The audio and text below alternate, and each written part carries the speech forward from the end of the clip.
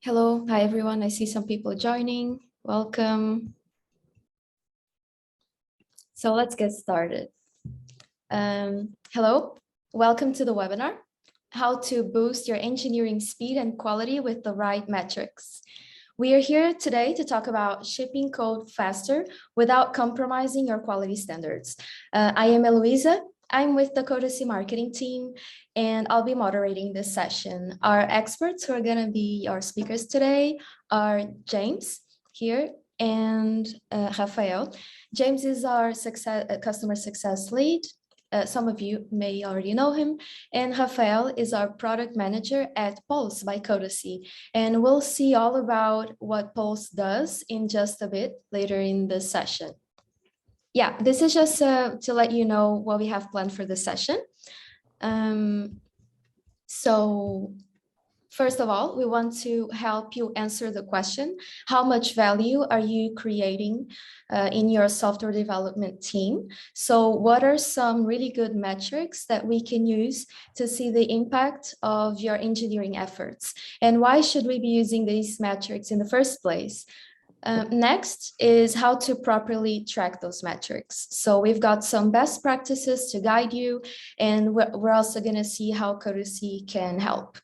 And then we'll take a look at our engineering performance software, which is Pulse. So if you haven't heard of it, or if you're curious to see how it works, we're going to do a short live demo of Pulse. After that, we'll just have a Q&A where everybody can ask your questions. You can use the Q&A button here at the bottom of the screen. Just hit that Q&A button and send us your question at any time, really. And we'll answer them all at the end of the session. Without further ado, let's get started. Here's James. Cool, thanks everyone. Nice to speak with you all today. So look, before we begin, I think it's just really important to note that a large portion of this presentation and really Codacy's vision recently has been influenced by the DORA research program and the subsequent State of DevOps reports. So because it's likely that we've all got a different level of knowledge about this subject, just want to start off by giving a really, really brief explanation about what this is about, just to make sure that we're all on the same page, really. So this program represents 7 years of research and data from over 32,000 professionals worldwide.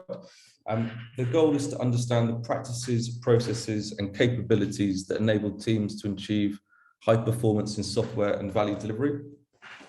And so basically this research identified 4 key metrics, which are the common traits in high performing software teams. So in this case, a high performing software team means 2 main things. Those who deliver the most value, fastest, and most consistently to their customers, and then those with the strongest business results. So during this presentation, we will discuss these 4 key metrics, how the Codacy team uses the tools at our disposal to ensure we're delivering value to our customers fast and consistently. But this really is just a super vast topic. So for anyone who wants to dive deeper, we recommend reading through the reports you can find at devops-research.com, as well as the Accelerate book. And after this webinar, we're going to share some links to the resources we used in it, so you can have a read through yourself. So before we dive into the metrics, let's just take a step back. Traditionally, tech teams had a problem, right? The problem was that their work was being viewed as a cost center. And because of this, it was expected that they would need to justify their costs and returns on investment upfront. However, what's becoming clearer now is that an elite performing tech team is actually a value driver and an innovation engine. And the companies that are failing to leverage this competitive advantage risk being disrupted by companies that do. So when we view tech as a cost center, we measure our performance in the same way, right? And this is the output versus value argument. So when we look at this with an output lens, we begin to measure things such as how many lines of code do my engineers or engineering teams write per day?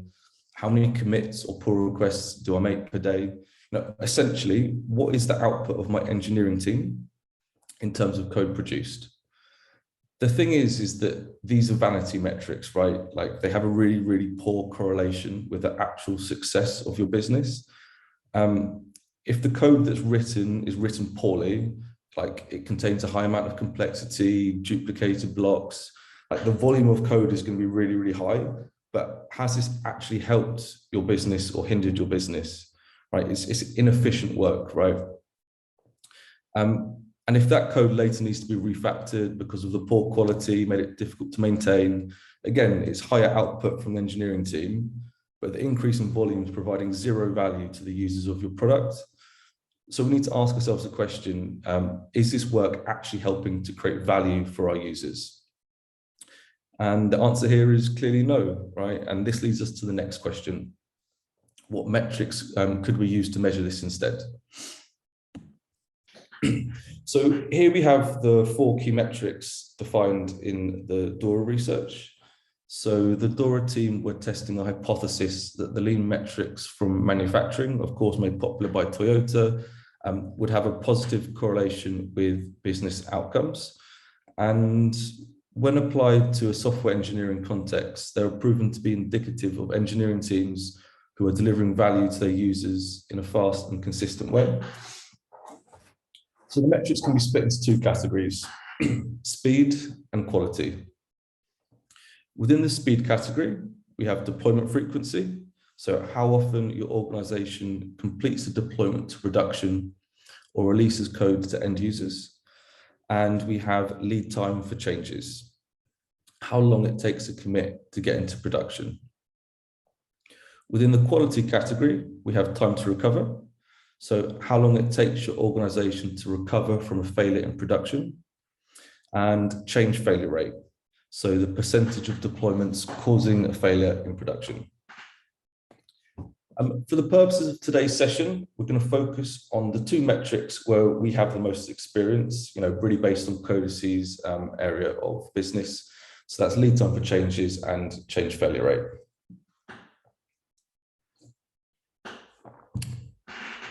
So lead time for changes. This is really important because shorter lead times are going to enable faster feedback on what you're building, and they're going to allow you to course correct faster when it's needed. Short lead times are also important when there's an outage, because you can then deliver a fix more rapidly and with much higher confidence. So a low lead time for changes shows that your team can react quickly to feedback or changes, whereas a high lead time is an indicator that there may be inefficiencies or bottlenecks in your team's processes. One thing to note is the difference between lead time for changes, lead time, and cycle time. So lead time begins when the customer's request first arrives, right? Cycle time begins when the team begins their first piece of work, but lead time for changes only begins when the first piece of code is committed. So there's value in measuring all of these things, but obviously there's a slightly different purpose. So regarding lead time for changes specifically, as we can see from the slide, the best practice for an elite performer is under 1 hour from first commit to production. How do we really achieve this? So first, the code review process has a really high impact on this. And automation is really, really important. So the automation of your code reviews through a tool such as Codacy can help to introduce and automate formal coding standards, as well as identify issues significantly faster and with more certainty than just using the human eye. So this is going to help to reduce the review time of your pull requests. But also the makeup of the review process itself is really important, So if we're using tools to help us to automate the review process, we then don't need to have a very heavyweight code review process that might require multiple approvals and things like this. So this is going to help to speed up the time. Finally, I think working small batches is also a really important part of this, right? It's going to help to improve speed and also reduce the review time. So next, we want to ensure that you're performing all types of testing continuously through the software delivery lifecycle. So in terms of testing, we want to create fast, reliable suites of automated tests, which are run as part of your continuous delivery pipelines. So this will allow you to build quality into your software and allow you to get fast feedback on the impact of your changes. It's also critical to ensure that you have developers involved in testing. So DORA's research shows that when developers are primarily responsible for creating and maintaining suites of automated tests, and when it's easy for developers to fix the test failures, this drives improved performance as opposed to other groups wholly owning the test automation. When this happens, we see two problems arise. So test suites are frequently in a broken state because the code changes might require tests to be updated. If the developers aren't responsible for the test automation, then the build pipeline basically stays broken until the other team who's responsible fixes the tests, right? This causes inefficiencies. And developers write code that's hard to test because the developers are solving the problem that they've been given without really thinking about all the other consequences, i.e. the tests. So what this leads to is basically poorly designed code and expensive, hard to maintain test suites. And then the final point here is shifting left on security, right? So what we mean here is just trying to identify issues before they enter the code base. So we're saving time on unnecessary rework. What we really want to do is just to make security a part of everyone's daily work. So in order to do this, we need to ensure that the InfoSec team are collaborating as early and as often as possible. We can achieve this also through tooling. So automating your code analysis with a tool that's been approved by your security team and meets their needs as well as yours. And ensure when you're running these tests, your automated tests, you're also testing for security. So ensuring that this collaboration is happening at all stages. So everything you're doing is in lockstep with them. Cool. And then before we just move on to the next slide, I think that Eloisa, we're going to run a quick poll. Yeah, that's right. Okay, everyone can see a poll now in their screen. If you can just let us know what is your lead time for changes, you're free to vote, and we'll leave this open just for a little bit. Okay, I think we have 17 votes. Yeah, well, we can see that here. I think that's already really interesting, right? So really great that everyone knows as a good start, and I think most people are sort of falling into the middle category there, right? 1 hour and 1 week, which I think makes sense. Cool. Okay, we can move on to the next slide now.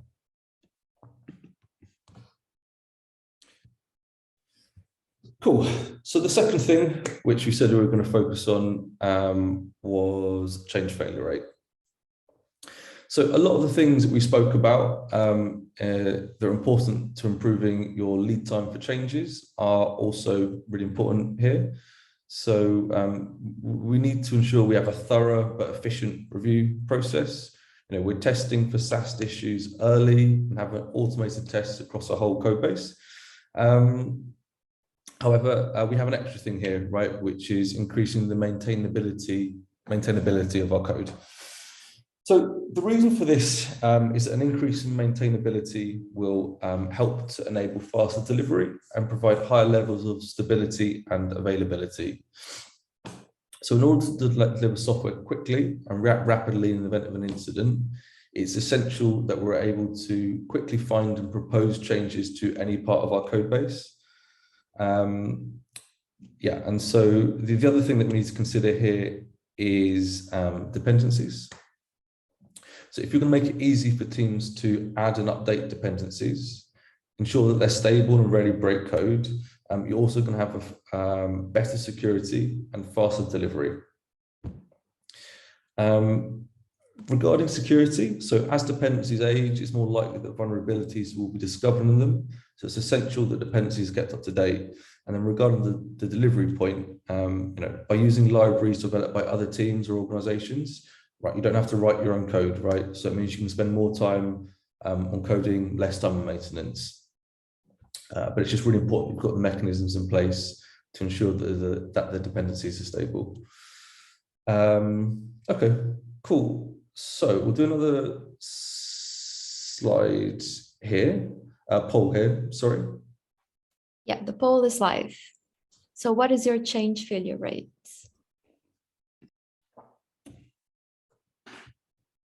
Okay, let's end the poll. So we'll go through the results a bit later on, won't we? But yeah, okay. So moving on to the next slide then. Okay, so look, so far we've learned that output metrics are not an effective way to measure engineering performance, right? We have a different set of metrics we can use instead, and we know why these are important. But how does this actually create value for you and your organization? So there's a really strong correlation between high performers in these segments that we went through just a second ago and the percentage of time spent on rework or unplanned work. So things like break fix work, emergency software deployment, patches, etc. Whilst obviously there's always going to be some unplanned work to be done, catching errors early and having fast feedback loops just helps to minimize this for high performers.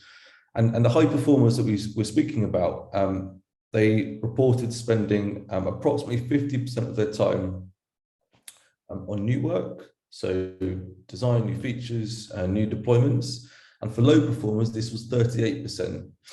So it's a 12% difference, the amount of time that they're spending on new work, new features, providing value to their customers. So by avoiding this unnecessary rework, we can reinvest this time and we're going to ship more value. And that's the whole point and the reason we want to be trying to improve these metrics. Okay, but how much does this time actually cost us?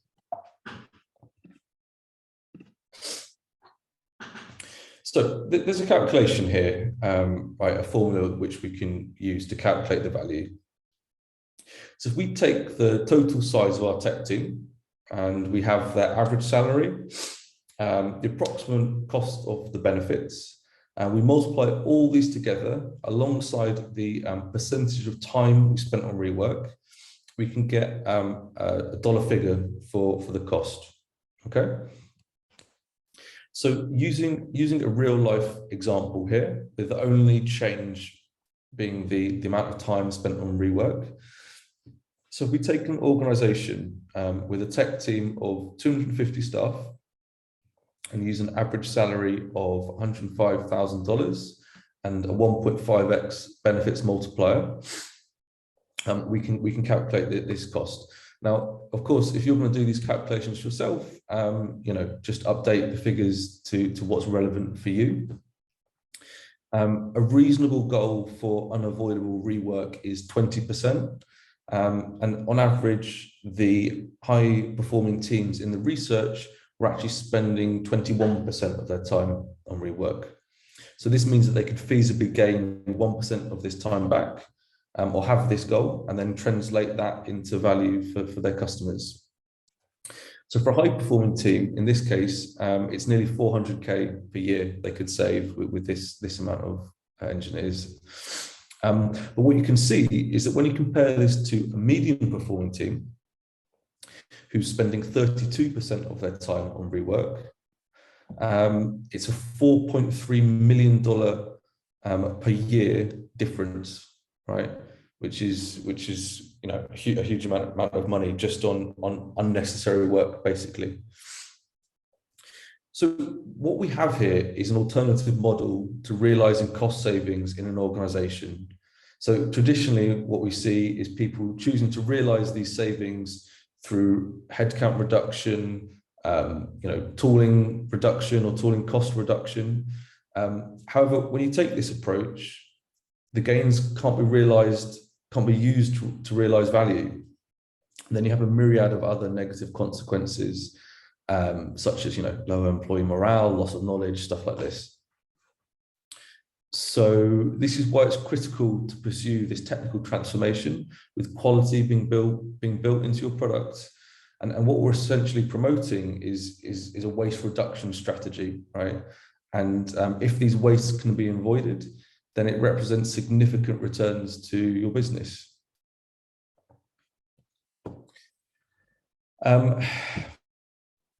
So, whilst this is more difficult to forecast, the lost revenue is just as important to consider when calculating savings from investments.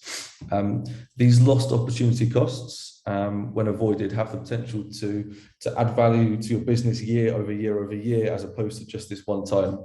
And so if we can reduce these inefficiencies, we create more time for ourselves.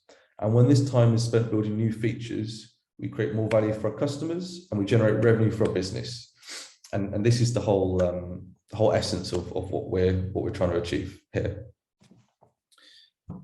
Cool. Eloisa, did you want to just bring up the poll results now and we could go through them quickly? Yeah, for sure. So I'm going to share the results with everyone. So it should appear in your screen. Yeah, this is the first poll. Can you see? Cool. So I think what was interesting here, and Raphael, if you've got any comments as well, feel free to jump in. But we see the majority of people kind of in the middle there, and everyone seemed to know what their lead time for changes was, which was cool. If we go to the second one, Eloisa. Okay, stop sharing, and this is the second poll. Then what we see here is it's very different, right? So actually 40% of people don't know. And I think this is what we're trying to, also one of the things that we're trying to get to today is knowing is the first step, right? Yeah. Cool. Okay. Interesting. Thank you.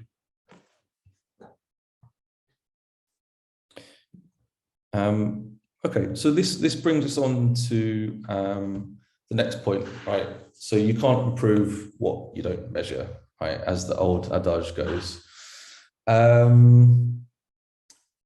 But before we start measuring stuff, I think it's just really important just to say is that measuring is a means to an end. It is not the end goal, right? The end goal is providing more value to our customers and value for our business. Not just improving measurements for the sake of improving measurements, right? Once we have this information, we can dive deeper into the metrics, we can understand why it's happening, and then we can work on strategies to try and improve those areas which are a weakness. And next, I think we can take a look at some solutions which you can use to start measuring.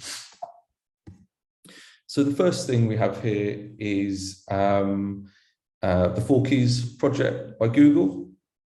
So, as this is an open source project, there's no cost to purchase. So I think it's a really great way to get your foot in the door and just to start measuring the Accelerate key metrics. If approvals are an issue at your company, you should be able to integrate this yourself without really requiring authorization to install GitHub or Jira apps or payments or whatever. You can kind of just have a little play around with it. Just bear in mind, though, that with anything like this, it's up to you to instrument your workflow, decide where to capture all the events. It's fine to test it out, but if you've got hundreds or thousands of repositories, maybe that becomes a bit more difficult. You also won't get any historical data. So if you need 3 months of snapshot, you need to wait 3 months. And this project's limited to just the 4 key metrics. I think just the final thing with anything like this as well is just remember that even though it's free, there's always a cost, right? You need to factor in the infrastructure, the maintenance, all that kind of stuff. And it was actually kind of projects like this that, helped us helped us on this journey to building Pulse. So Pulse is Codacy's DevOps intelligence platform. The product's been better for the past year. And during this time, we've been working with lots of customers to understand how best we could help them. It's very common that we're going to speak with people who are either trying to start measuring this for the first time, or they've tried to build an in-house solution, but we're not able to find any success with it. For example, one customer who we've been working really closely with is Loft. If you don't know them, they received a $400 million funding round last year, and then they rapidly grew to over 300 engineers. And so their problem was that they needed a better way to track their engineering health. And they came to us after spending a year trying to build an internal solution. Essentially, the internal solution was never really adopted because of problems with how they collected the data. The visualizations were not really ideal. And overall, the maintenance was just too high. So what we did is we just simplified this whole process for them. We started to reliably collect and provide these metrics to them with very little overhead on their side. And what this did is it gave them the time to reflect on the meaning of the data. And we helped to kind of grow a data-informed culture, which improved transparency, improved trust, and then ultimately, kind of the whole point of this is that it improved performance too.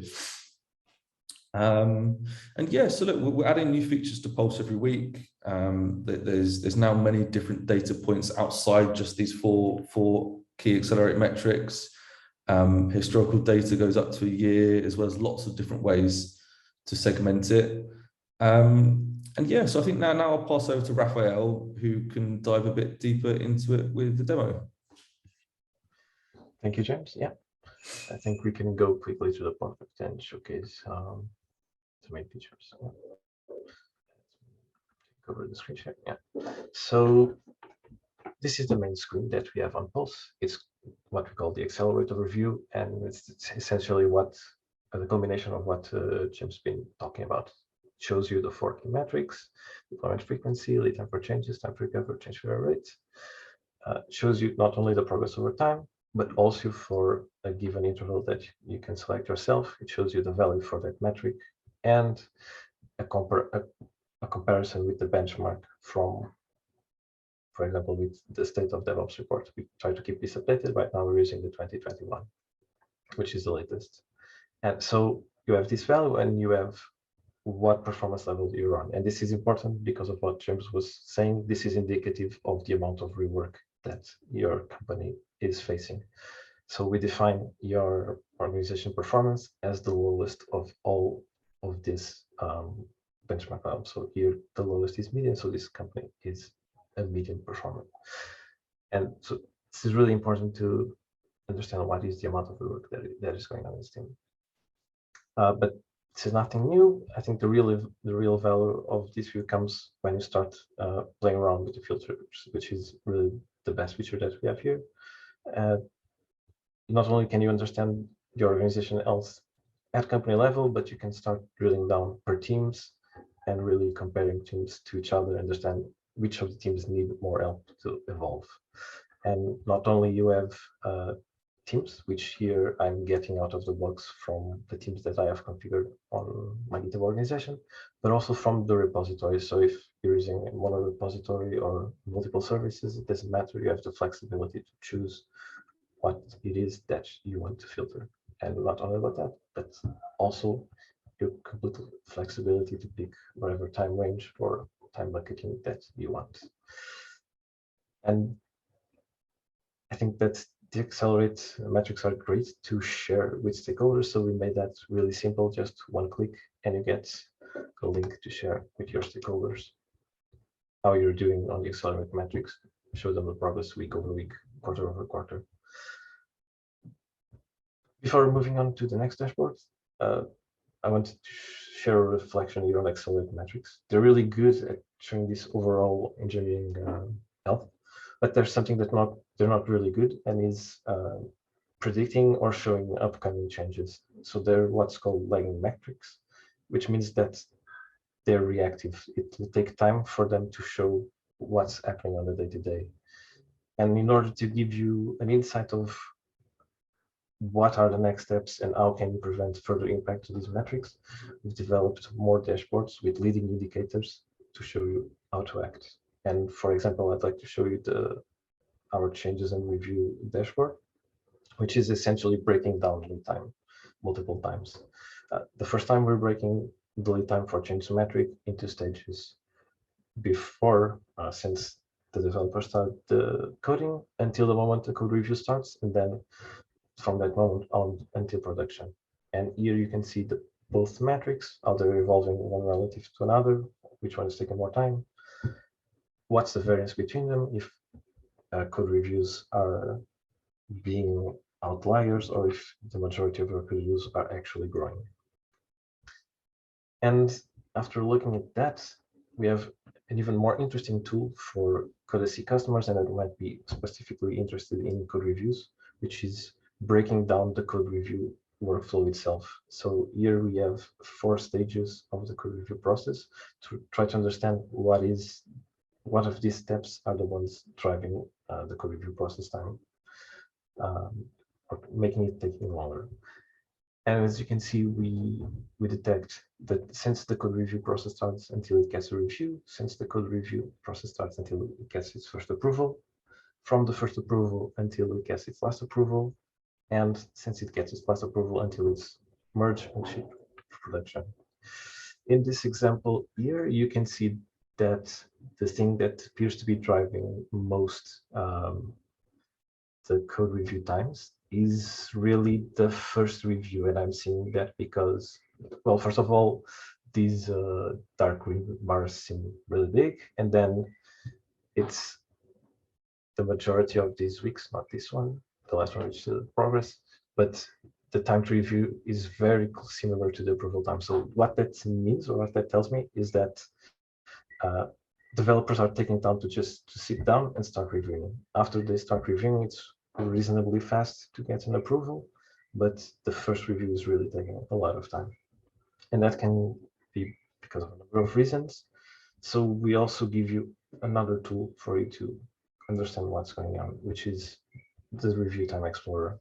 And here, instead of the previous aggregated view, you see this per code review. And you can inspect a single one and really focus on each outlier. Go to GitHub, understand what happened with that in the process, what took longest, maybe bring it up in a retrospective, do a post-mortem, but make sure that you start improving the process from there. In this case, we also give you 2 more tools to explore these the code reviews here, which are how does the size of the code reviews themselves affect the code review time, and the review cycles, like the back and forth on reviews, how is it affecting the code reviews? And we can see that by the size of these circles. So each circle represents a pull request. If it's bigger, it means that more code was changed. If it's darker, it means that there was more discussion, more back and forth in each code review. And of course, the ones at the top took longer. Here, like there's this really big problem with first review time. We don't see a pattern in either the code review size or the back and forth driving that time. And the last dashboard that I want to show you today is the lead and cycle time. That, as James was talking about, the different kinds of, or the different definitions of lead time for changes, lead time and cycle time. This is sort of our concept, but the accelerate metrics are really interesting to show an engineering prowess and more helpful for the engineering group, or like James was saying, to advocate for change and investment in engineering team. But sometimes you'll get stakeholders that really need visibility over the end-to-end of the software development process, or predictability, or when something will be ready. And this is where this dashboard comes in. These definitions of lead time and cycle time are telling you, or tracking the time since work is created or handed off to your team until it's delivered, or since the team commits or starts working on something until that is delivered. lead time and cycle time respectively. So you can see those values again for that time period. And we give you the same tools to identify the variability and identifying outliers. Something really cool that's been helping a lot of teams here is the ability to filter by issue type. So if you have a particular service level objective or service level agreement, like for customer issues, you can just filter by that issue type and you instantly get the actuals for your service levels objectives. So in this case, this team for customer issues, they're taking about 3.5 weeks since the customer reports an issue until the issue is solved. And since the team commits, the customer support team can set an expectation of about 5 days until that is then fixed for the user. That's all that I wanted to show today. That's the overview of Pulse. But before ending the demo, I'd like to just touch on the roadmap that we have for the product and how that fits with the vision that we have for both Pulse and Codacy. So the Accelerate metrics and the state of DevOps reports, they're being done with qualitative data based on surveys and from a finite number of respondents. What we want to do is to gather that data quantitatively, so from actual numbers. And we want to do it not only for the Accelerate metrics, but also for the other leading indicators that I showed you and more. So how long code reviews are taking, the different steps of the reviews, other things like test coverage, code duplication, build time, build failure, indicators like that. And we don't want to measure that for the sake of it. It really goes to the goal that James was talking about. We want to be able to prioritize the best or the optimal next step that you should take to improve your engineering efficiency. So if we have all this data and we know the correlations between these metrics, we would be able to suggest an improvement to an existing process or adopting a new process that would be best for you. And we have that represented on the product here. So imagine that we have all this data based on thousands of companies and know the correlations on what will be most impactful, and we can prioritize these for you. If you integrate with Pulse and we have access for data, we'd be able to suggest that for you, the optimal improvement or the optimal investment that we do to improve one of the metrics or move to the next step, next benchmark level, would be to improve code coverage, for example, from 40% to 60%, or adopting a completely new technical capability like start adopting trunk-based development. And so that's our vision for Pulse. And furthermore, Codacy plays a big part in this because Codacy will be a natural source for us to gather these data points, but also as a destination for all these insights. So we would feedback all these insights of how to prioritize and how to improve into Codacy's configurations, into its quality settings, and the goals that you set there. So that's the vision for Pulse and for both products together. I think that's it for the demo and what I wanted to talk about. Elvis, I don't know if we still have time for questions. Yeah, we do. We do. Okay. And let's go to them. Okay, so yeah, here's a Q&A. We have 5 questions, 6 actually open questions. So you guys can pick up one at a time. Feel free.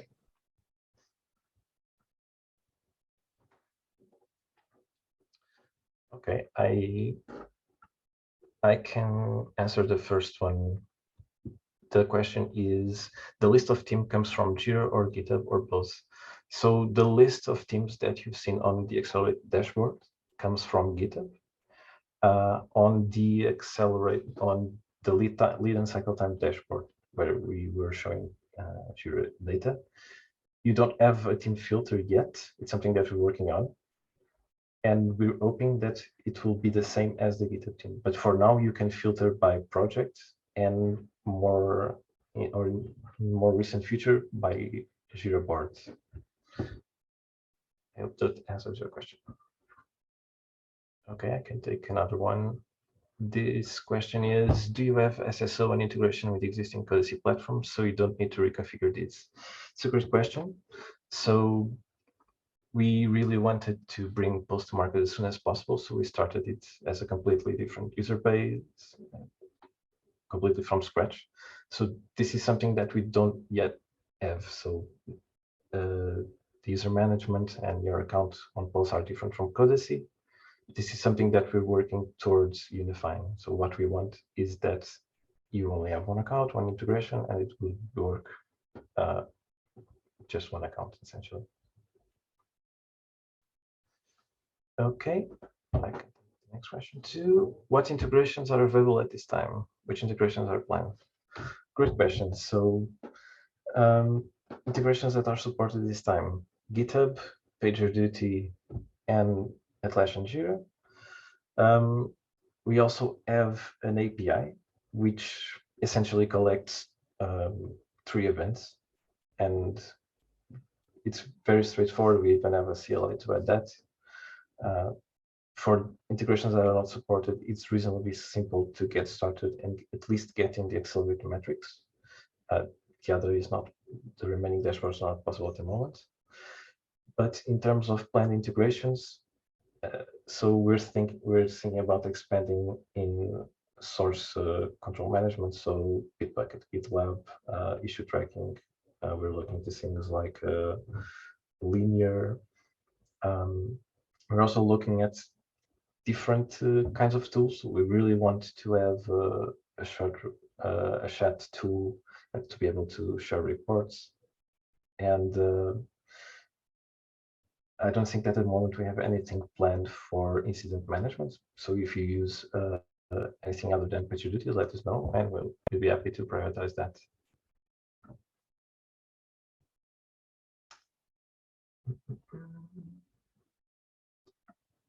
Okay, next question. Is a GitHub repo the only identifier for a project, or can another source of truth be used? In most of our applications, we do not correlate one repo to one deployed project. Yeah, with our automatic GitHub integration, we automatically associate the identifier with the repository. But if you are willing to instrument with our CLI, and we have a GitHub action for that, you can specify whatever identifier you like. So it could be a broader part of a broader system that's possible, and the filter would reflect that instead. See, got a lot of questions. Is there a plan to add a group by so I can compare projects teams for different metrics? Yes, for sure. I think it's the most requested feature so far. I don't know how it will look like, but from what we understand, what we'll be trying to do is showing you how teams compare, and particularly what are the lowest performing teams, so that you can focus on helping that. So that should be coming up very soon. Thank you for asking. Next question is, do you support Bitbucket? Not yet, but in terms of next plan integrations, it's also very high on the list. So keep looking. It should be coming up real soon.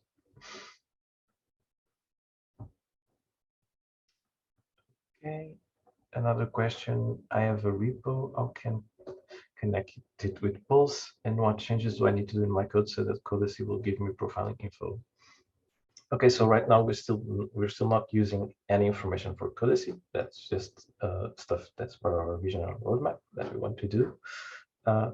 If you already have a repo, if you're using GitHub, you just need to sign up to Pulse and click on install GitHub, and that's it. It's a one-click integration. If you're not using GitHub and you're still willing to try, have a look at our documentation. It's one step adding a script to your deployment pipeline that does everything for you. It's also pretty simple. Once I have a moment, I can share here on the Slack or afterwards after the webinar. Thank you, James. The next question, do you foresee access to these graphs and the underlying data? For example, the examples shown are to analyze due to outliers. The ability to swap between median, mean, and averages would be needed, as would be logarithmic access. Yes, this is something that we're already looking into how we deal with the outliers in the data.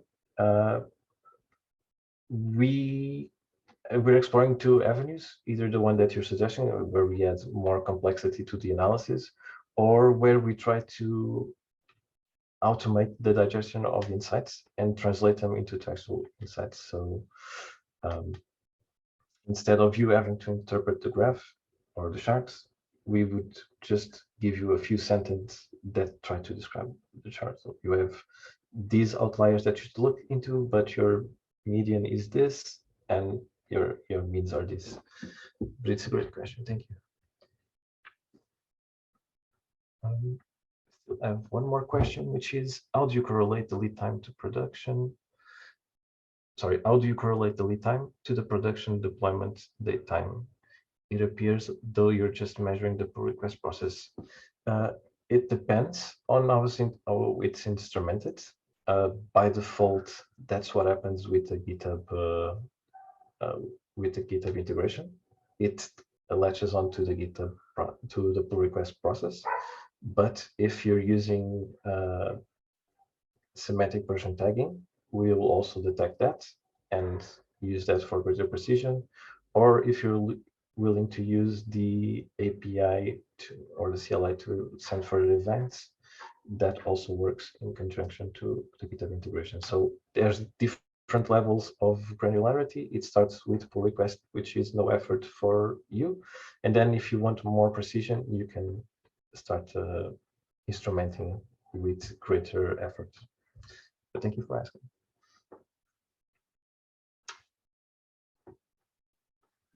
Okay, any more questions for us? This is your last chance to ask a question. Going once, going twice. Okay, so I think we're gonna finish the Q&A for now. If you have any more questions, obviously feel free to reach out to us. And I'd like to thank everyone for joining. And don't worry, because we will send you a recording of this webinar so you can watch it on demand whenever you like. I just want to ask one more thing. If you can please fill out the survey, the very short survey that will pop up on your screen at the end of this, so you can tell us what we should talk about next. That would be great. And we also have a developer community if you'd like to join. And if you would like to check out Codacy and Pulse in more detail, I'm gonna drop some links here in the chat. I don't know if for some reason they're not working together. Maybe they have to be sent individually, or I don't know. But here they are. Here are all the links to the Codacy website, the Pulse, and also to the Codacy community. We're all there. Us Codacy and Pulse teams are all in the community, so you can feel free to ask questions there as well. Actually, if you join this community, we'll make sure to post all of the questions that were answered in this webinar, so you can revisit them later as well if you like. So make sure to join. Yeah, and I think this is it. Thank you, Rafael, and thank you, James. And see you next time. Thanks, everyone. Bye-bye. Thank you, everyone.